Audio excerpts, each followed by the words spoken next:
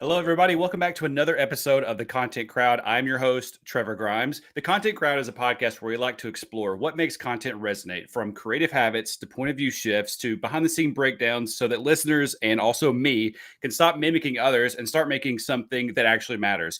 I always like to start these episodes by reminding you guys that this podcast is sponsored by Scrappy ABM. Scrappy ABM helps you build helps you build repeatable account based. It is also accountable. I should say that, but it helps you build repeatable account based plays and teaches you how to own ABM so that you can bring ABM in house when you're ready. I am joined by fellow marketer, content creator, also scrappy ABMer, Evan Cox. Evan, thank you so much for being here. Glad to be here. Thanks for the invite, Trevor. I've waited a long time to have you on here because I know that you're very busy and you've got a lot of other things going on. But I thought we would ship off into the holidays with something that I've been really interested in talking about. But before we get into that, I want you to sort of introduce yourself. I already said you were a fellow scrappy ABMer, but you do a lot more than that. So I want to give you the floor here. I appreciate that, Trevor. And we've known each other for a number of years. We've worked together in a couple of settings. We also have a shared passion for a couple of things outside of marketing. Dogs and pugs. We send a lot of GIFs and memes back and forth in the dog space. Yeah. Pho versus pho. Yeah. And the pronunciation of Vietnamese food. And then also, we already have a sponsor for today's episode, so it's not a new formal sponsor, but I have a surprise for you before we get started. Are you ready? Okay. I'm ready. Did you think that this would show and see any airtime in our conversation today? Okay, so this episode is officially partly sponsored by unofficially, partially sponsored by the Trash Pandas, which is my favorite minor league baseball team, mostly because I live next door to them. But that's awesome. I bought that. Me and Evan, I think we get to meet each other like maybe once a year. And so I had to buy the Trash Pandas hat. I'm kind of sad that I didn't get the one with the Trash Pandas, the actual Trash Panda logo on it, like with Sprocket on it. I'll have to, that'll be a Christmas surprise, I guess. But I wear it proudly. I wasn't wearing it today because I was like, I don't want to wear a hat and then be committed to the whole day with it. Yeah. But I'm like, it is the unofficial accompaniment to our conversation today. Yeah. Yeah.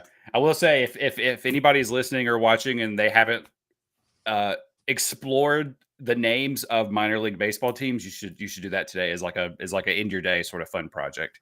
It's either that or bird names. Like all the memes that go around of like all of the weird names for songbirds. It's like minor league baseball teams and songbirds are like that is a great, perfect way to kick off your holiday week. Well, yeah, and then maybe even get into a new hobby. Maybe your new hobby is you realize you really like minor league baseball and bird watching. So you could maybe do both at the same time, depending on the day. Probably, yeah. Well, yeah, you could. I mean, maybe you go to a minor league baseball field and bird watch because they're not playing right now. So maybe you could get a little bit of leeway and to kind of walk around and check it out. I love it. So I derailed us. Let's get back on track. Where did you want to start off the conversation today? Yeah. So just to build you up a little bit more, did you even introduce yourself? I think you went straight into us sharing. Oh, I did. You didn't? Yeah. Yeah. So we met in a couple of different settings. We've worked together. My understanding of account-based marketing really expanded right around the time that you and I started collaborating and working together, and realizing that there's more than one way to produce content. We talk about this a lot, both in-house and Slack and publicly, that it's often the traditional route of lead gen that gets a black eye in today's market, not because it's terrible or the worst thing to do, but because everyone wants the CTA to be book a meeting or to schedule a demo or to commit to this hard and fast thing, where not every content piece has to have a direct hard call to action with that much emphasis behind it. Yeah. There's lots of ways to take someone on a seamless, efficient, and effective customer journey. And that's what we want content to do. So I spend a lot of my time both writing, creating, designing content, making sure that Scrappy and other brands are well connected with audience based on the content that we create. Yeah, I love that you brought that up, that there's not necessarily a certain way to do it. The lead gen aspect of content creation, where you're creating something with the plan of then offering something, an offshoot off of that piece of content that somebody can take with them in exchange for an email address. We talked about this yesterday. It's like a tale as old as time. There's nothing wrong with that, but Mhm. but when you have a cold audience that just saw something you created for the very first time and you're immediately going into that, it can be a little off-putting. And I really learned how to, maybe schmooze isn't the right word, but I feel like I really learned how to schmooze the CTA from you, because when we started working together, I had just come off of being a StoryBrand guide for the last 2 or 3 years. And Yeah. not that StoryBrand in any way tells you to immediately go in for it, but one of the things that I sort of picked up was like each email or each point of contact should have some kind of CTA. And so, but that doesn't mean book a call. That doesn't mean that you are immediately going for that. There's a lot of other ways to go in that. So from working with you, a lot that I learned from you was like, yeah, it doesn't all like the immediate outreach doesn't have to be book a call. And that kind of hurts people sometimes, especially when we bring in ABM terminology and we're really thinking about the account progression model. And when we're Mhm. in the awareness stage, each a conversion doesn't have to be that they booked a call with you. A conversion can just mean they actually opened the email, or they visited your website and they actually did something that shows that they are, trending towards learning more about you. That's And right. so, I think that is something that I've pushed really hard, and I know that we're kind of all been on board with that we're really trying to educate, particularly our clients, but trying to educate that like a conversion doesn't always mean this like hard and fast, like you have to get somebody on a call right away. And I think Yeah. that mindset shift has been super beneficial, because I think we've seen a lot of success with getting people to reply to an email, which is like crazy to think about, but that's something that you can ask somebody to Yeah. do. You got a webinar or something coming up, ask them if they want to throw in any questions, that they may not get, they're like things like that opens up that conversation. And Mhm. so while I was, really holding off what I wanted to, because I know I was like, I might get one episode with Evan. I want to really make sure that it's something that I would didn't be know it really was so beneficial. exclusive. We Well, could do a second episode. well, yeah, I hope maybe we can. I mean, we're 20 episodes into this, so hopefully I'll find some time in 20 more episodes. But I've been, over the last like few weeks with like holidays and schedules, I've been doing a lot of solo episodes and haven't had as many guests, so I've had to sort of rethink a little bit on what I Mhm. talk about. And typically when I have a guest, I have a certain amount of questions, and as I've been working through content just in different ways, and I myself have been creating content additionally for like the last 3 or 4 episodes, I've created some sort of like guide or like a Notion doc or something that went along with it as like a bonus piece. And so what I've come up against is, now that I am creating these things and putting them out there, at what point should I charge for something, or and what how long should things stay free?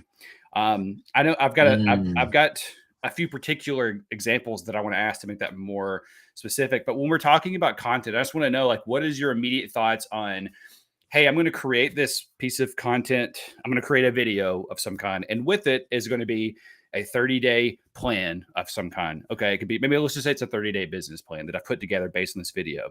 Do I get that away for free in exchange for email addresses, or, do I put it on like my school community or whatever if I have that? Or is it something that I should charge for? Because it took time. It's a lot of value.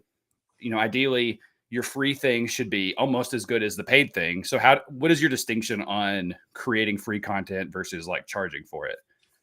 Oh, yeah, that's a great question. And there's probably not a one size fits all answer across the board for every scenario, but we've got a couple of examples, and even considering breaking the mold. So we talked about lead gen for a moment as like the traditional schedule a demo, book a call, have a hard CTA, get an email address. That is one play in one playbook that you can run. It doesn't mean that it should be the only playbook. Yeah. The same with gated versus ungated content. Gating your assets or your content is one play or approach that you can take. It shouldn't be the only thing you do. I'm a huge football fan. And so what I love is when my Chiefs or my Longhorns break things up a little bit, right? And so they might run a pass play multiple times in a row, but it's not the same thing every time. They get different plays for different moments. So here's an example.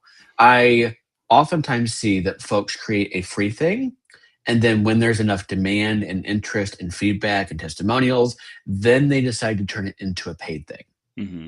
That is a good playbook, but it's not the only playbook. It works because it's surging on, okay, there's demand. Now there's enough demand and enough validation that we should pay for this Yeah. content piece. Yeah. But I've also done the inverse, which is start with a paid thing that I know my audience wants, and then eventually make it free. Mm-hmm. Here's how I decided to do that, because we had 3 or 4 different products that were paid at one point and turned them into free content, because 2 reasons. Number one, it was solving an immediate pain point and problem, which helps someone feel good. Mm-hmm. There's dopamine hit. They got a solution. It solved a pain point. And at the heart of our brand, no matter what brand or company you run, you want to solve problems for people. But number 2, I realized that solving that problem actually unlocked a bigger problem. So what you're trading there is maybe it's a couple $100 products or an entry-level offer that someone would pay for. If you give that away for free, especially if it's a product and not a service, Mm-hmm. oh my gosh, I get them a win. Now they're primed to want to solve a bigger, more expensive, more important problem. And guess who is their problem solver? You. Yeah. That is a good approach to consider. Not just the free, now we make it paid. Mm-hmm. But in some scenarios, it's, oh my gosh, we used to pay for this. We used to charge for this. Maybe we make this free as a valuable offer that's so good. People actually used to buy it. That's a solid sales pitch. People used to buy this, but now I give it away for free. Yeah. Yeah. And that's interesting, because I've definitely seen a lot of like other marketers that I follow do that same thing. And you talking about those 2 things got me thinking of like a third option that I discovered, not really discovered, but I just was watching a video yesterday, and this guy was talking about building systems in your life. And he was building it was like a leadership system module of some kind. And he was like, I was so scared to launch it. It was only 70%. And if people kept telling me just to put it out now, like if I wait till I get to 90%, I'll never actually get there.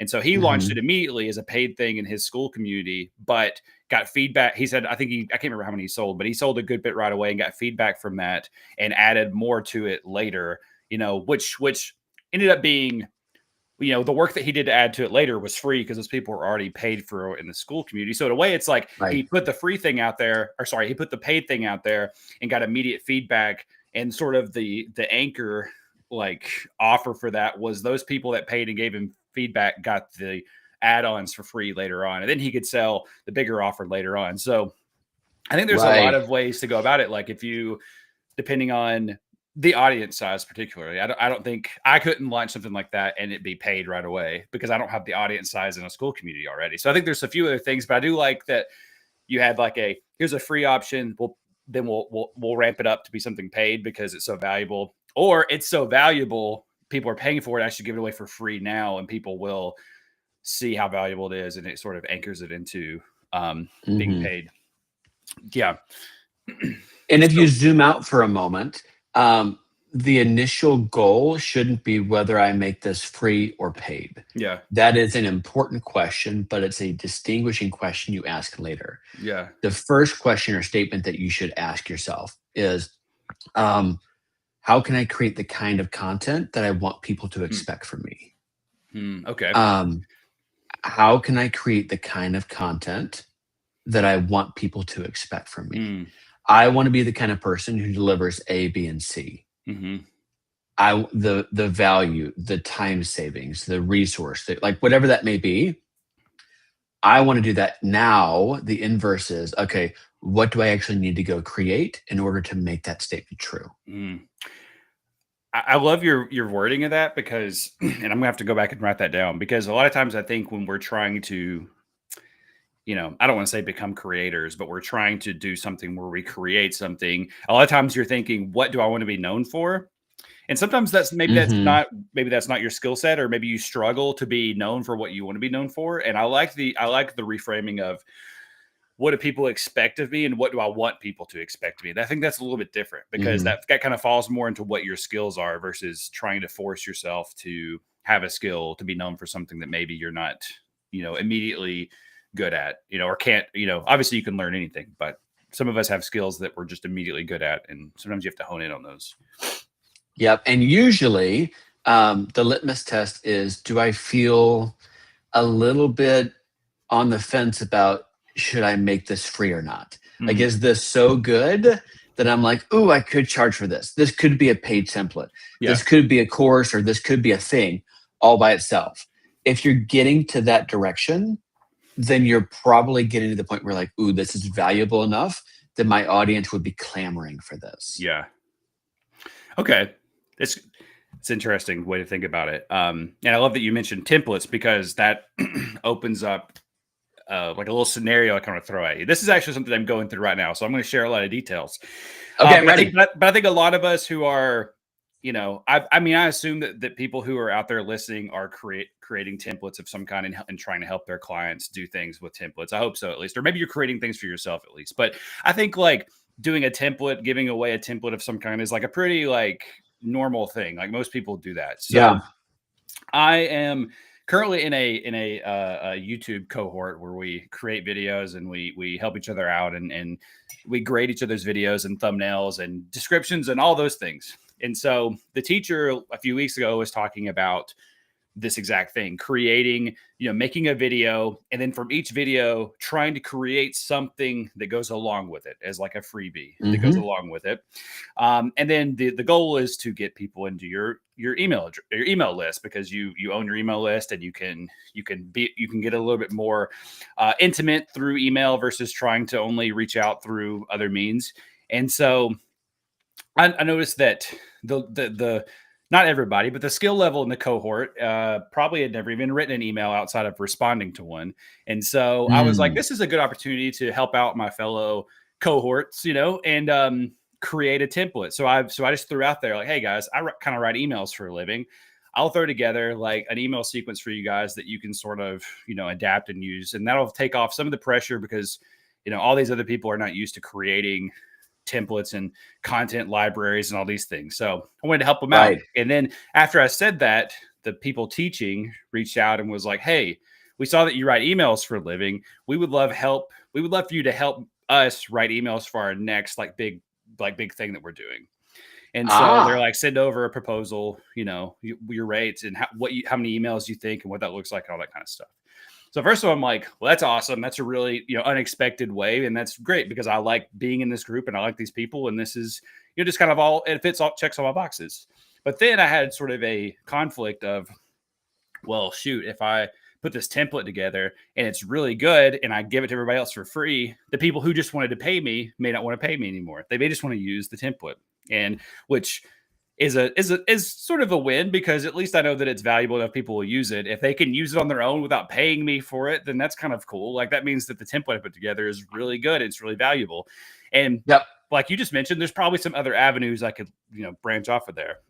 But then it's like, well, do I make the template not so good? Which is obviously not, that's not an option. I want to make it, like maybe. This is the worst template you could possibly send, but Yeah. you can send it. Yeah. Yeah. No. So that is my obviously I made the template and sent it out anyway and gave it to everybody for free. And the people in the group, they're at a point if they're ready to pay somebody for it, maybe they're not gonna maybe they still want to pay me to do it. But I'm wondering like what do you do when you're in that situation where it's like, I could be paid for something or I could create something for free. Obviously, like if somebody pays me to do something, there's a lot more that goes into it. I'm not taking a template and giving it to them. We're having meetings and writing emails that are very, thought out and strategic, but you still could have somebody who is looking at that and say, well, I was going to pay, but he's got this free thing on his website. I'm just going to take it instead. How do you sort of balance between Mm. that? And I also want to say at the end of the day, like I'm only saying things that are paid because well, we have to get paid for things. That's just the fact of the matter. So I don't want to think that we're only creating things for the sake of making money, but it is a driver. Obviously, it's a very it's a driver that we make Yeah. money to. So I just want to throw that out there. But what do you do in that situation where it's like, do I create something so good that people would rather have the free thing than pay me to do the thing? Mm. Okay, so there's a mentor of mine who is not involved in the world of marketing at all. And he taught me a life lesson that I have adapted to pretty much every area of my life. And here's what it is: the highest motive brings the greatest motivation. Mm. And most folks would be like, okay, that's great. Like you put that on a sticker somewhere on a bumper. But I have turned that into one of my like core pillars of how we create content, Mhm. both here at Scrappy and just in general. The highest motive brings the greatest motivation. So let me give you an example. If the motive is, I am a roofing company, we're going to use something that everybody's got experience with, right? And I want to get them to give me their email and I'm going to give this free PDF download. That might work. You Mhm. could run ads to it. You could put it on your website. You'll probably get the emails.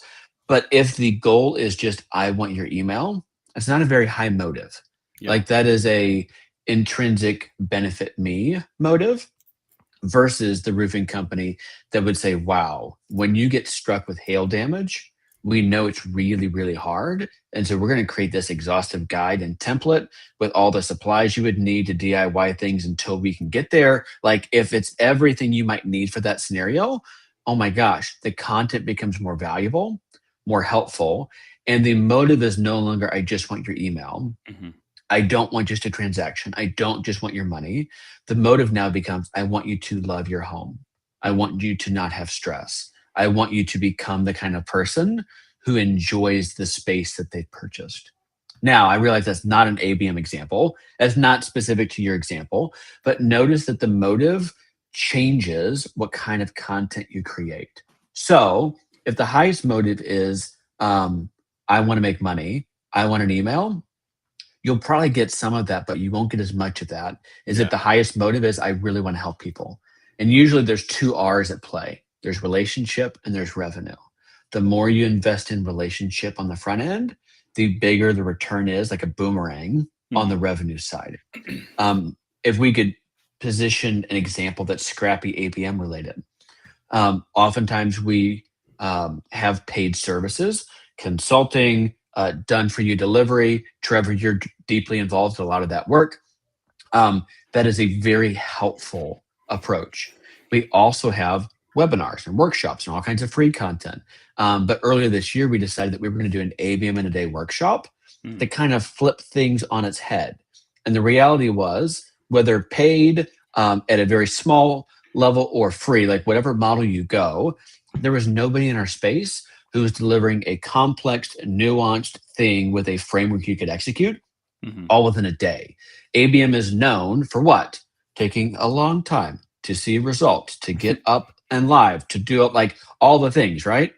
And so, to our core, part of our mission, our values, who we are, is how can we get people quick wins that make an actual difference and help them become better at their jobs Yeah. and be more confident in what they do.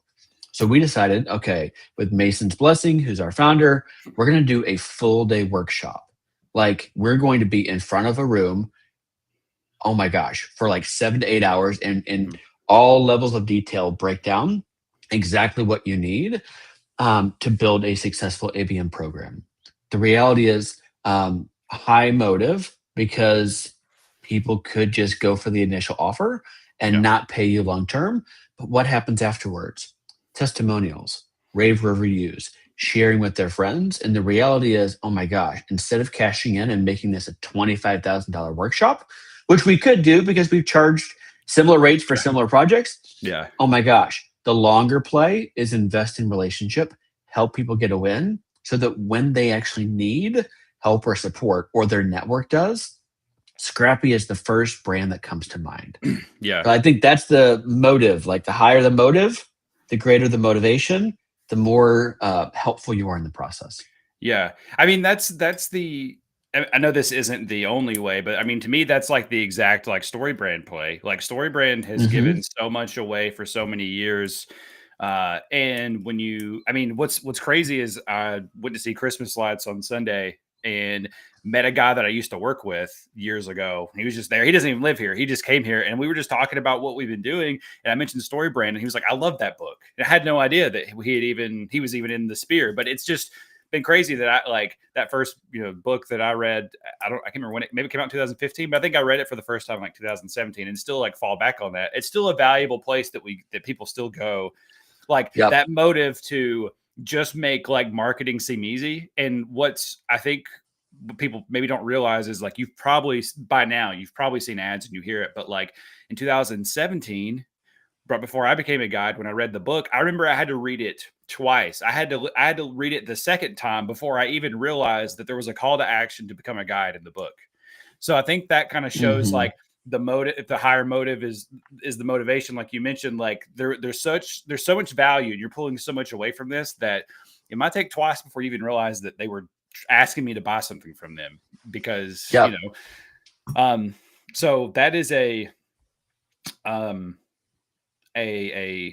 think a proven thing that obviously takes a lot of work. I mean, you guys, a whole day to do a workshop is pretty wild, but I mean, for ABM though, that's like unheard of. That's like, you just like time warped. What takes 3 Yeah. days, And there's probably a middle ground in here because oftentimes we love the extremes, right? Yeah. Everything is gated or everything is ungated.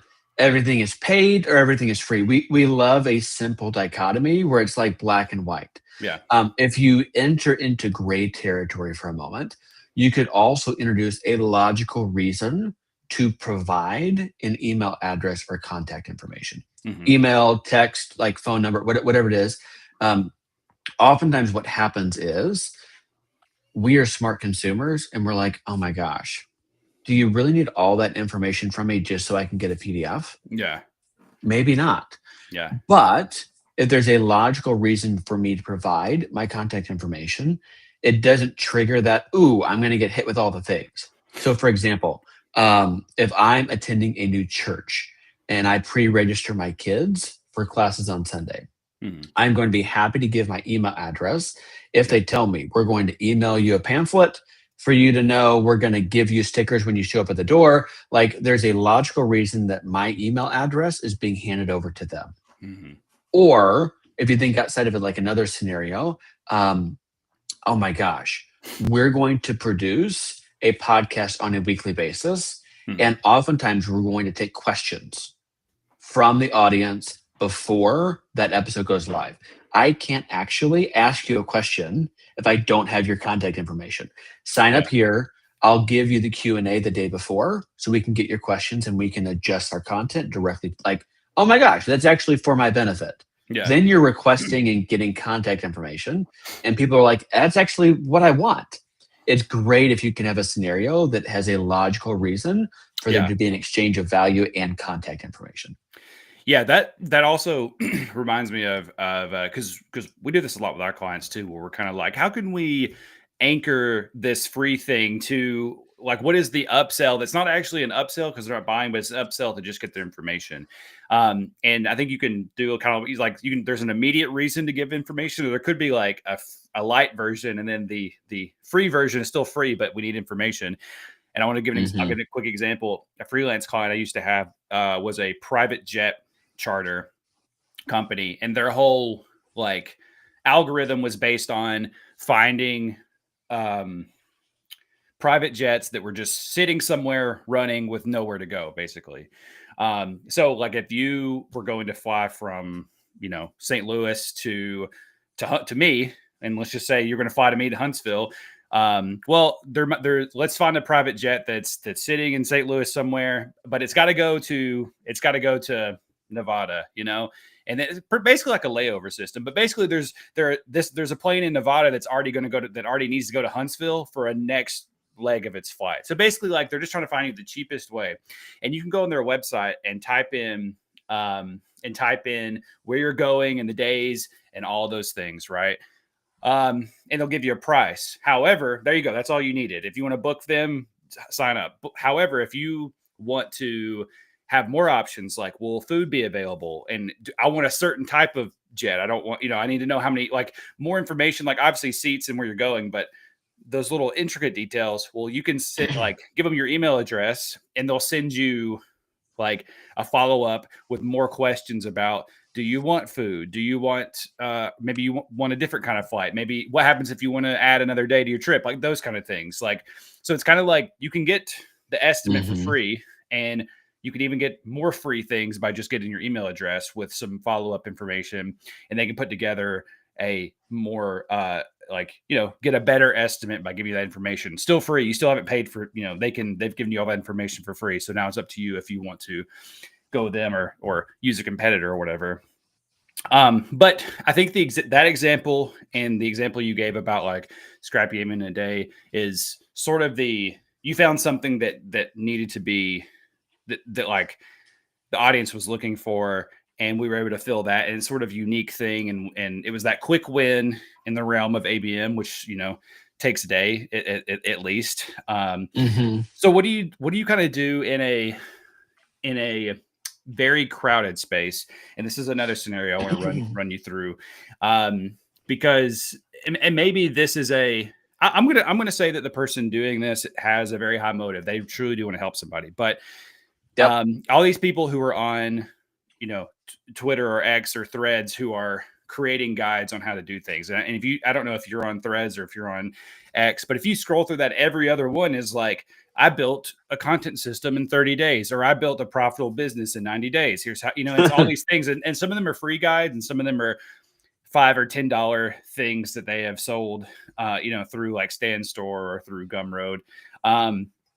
And so I'm wondering, when you look at that though, and you're like, man, I grew my account. I could write a guide on it, but there's already 50 of those out there. What do I do to sort of like, put that out there and create something and either offer it for free or make it paid? Like, how do you kind of like, and this gets into more of like a Mm-hmm. marketing, how do I stand out kind of question. But if you're in that position and you've got all these things that you could create, do you go for and make everything free because everybody else is charging $5 for theirs? Or do you charge for it because it's valuable and you just continue to sort of carve out your audience? Like, what would be your approach to that? Ooh, so I got three quick thoughts. Hopefully they're helpful. Um, we've talked about StoryBrand a couple of times. Folks who are listening might or may not be familiar, but the whole crux of the StoryBrand framework is, if you confuse, you lose. You want to make things clear. Mm-hmm. I think clear is helpful, but it's also a baseline. So, for example, we just got a new dog. Trevor, you're aware of this. It's a pug. Yeah. We're a pug family. When we lost our dog earlier this year, I knew we were going to get a dog. And here's how I knew we were going to get a new dog. My wife, Hannah, started sending me pet finder ads. Yeah. If you are a spouse, you've been in this spot before. I'm like, okay, we're getting a dog, clearly.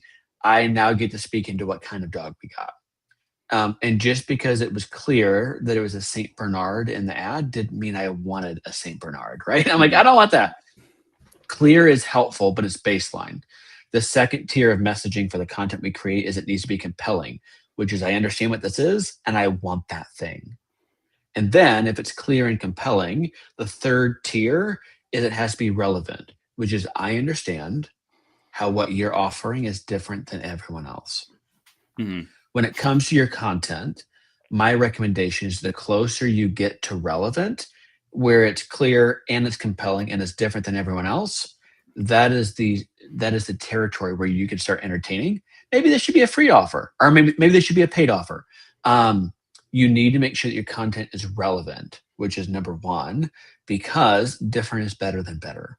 Mm-hmm. A friend of mine is named Todd, outlined this idea that I'm like, in brand positioning and the content we create, you don't want to be better, you want to be different.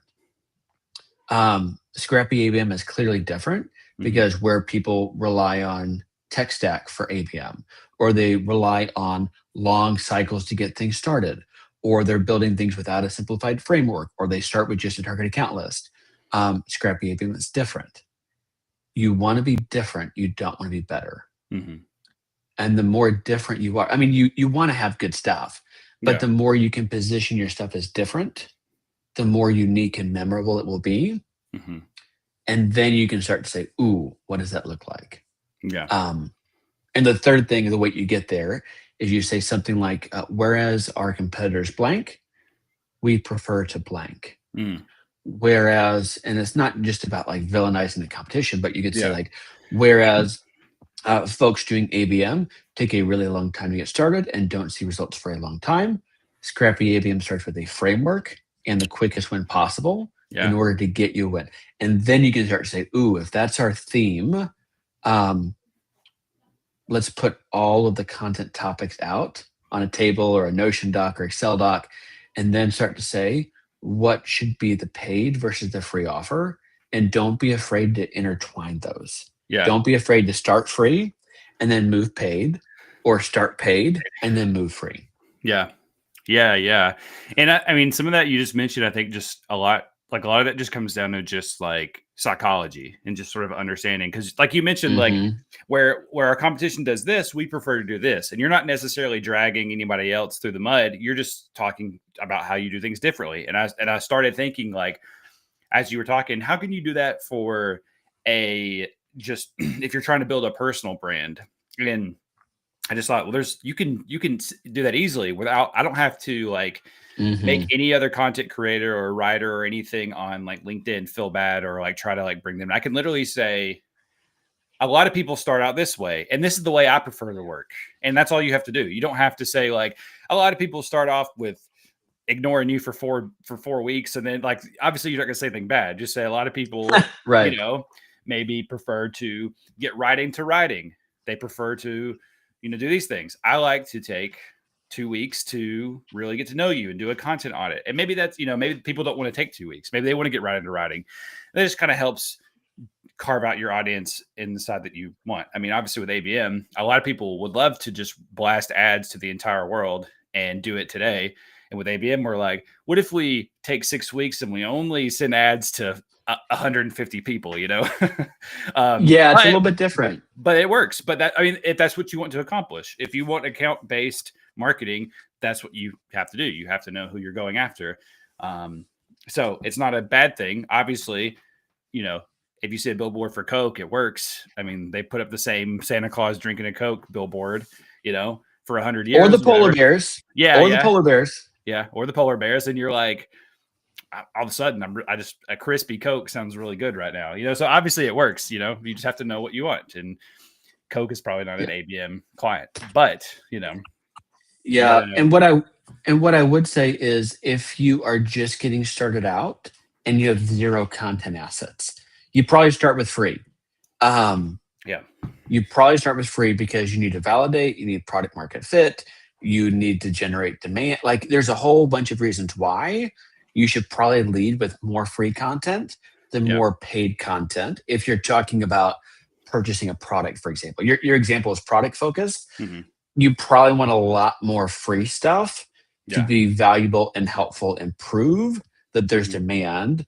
And if you just have a ton of paid stuff as products listed on your website, unless you're Amazon, you probably don't have people just coming to find things to buy. Yeah. And you're going to have a little bit of a disconnect. Yeah. Yeah. That's great advice. It's all about like carving out that space and putting it out there. I mean, I think there should be a blend. I feel myself doing it the same. I'll go to somebody's website and they have a bunch of like paid products or, like templates and stuff. And I'm like, I wish I knew what it was like before I bought this. Like, where's the I'll even do the $5 version. I'm not ready to jump into the $100 version yet. So I think there's ways to make a light or a free version work really well and get feedback and validation, like you said, and add to it.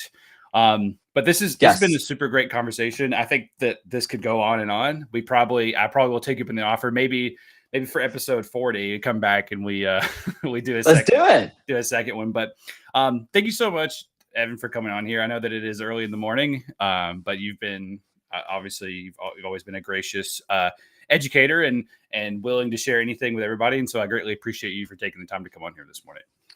I appreciate the invite. And for anybody who's listening, if it's before Thanksgiving, I hope you have a chance to really enjoy time with family. We're excited for a couple of days off over the next couple of days as we hit the holidays. Thanks, Trevor. If it's after Thanksgiving, hope you had a good one.